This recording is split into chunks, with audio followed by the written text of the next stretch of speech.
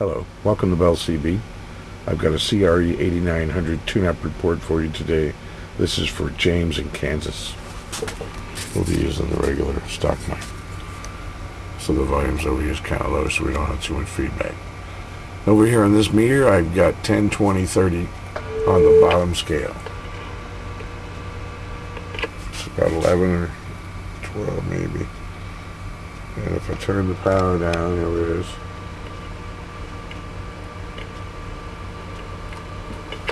We go to the next scale down, so we're reading 10 across the top. And 3 all the way down. Okay, now on this 100 watt slug, we're going to read our peak power on the bottom scale. There's 40, 50 is that little line. Let me bring the carrier back up. We'll see that.